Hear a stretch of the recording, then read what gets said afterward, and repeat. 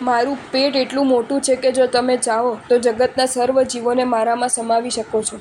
નદી ગમે તેટલી વિરાટ હોય તોય સાગર આગળ તો એ નાની જ ગણાય ને, કારણ સાગર સેંકડો નદીઓને પોતાને સમાવીને બેઠો હોય છે. સાગર ગમે તેટલો વિરાટ અને વિશાળ હોય તોય પૃથ્વી આગળ તો એ વામણો જ ગણાય ને, કારણ એ પૃથ્વી સેંકડો સાગરોને પોતામાં સમાવીને બેઠી હોય છે.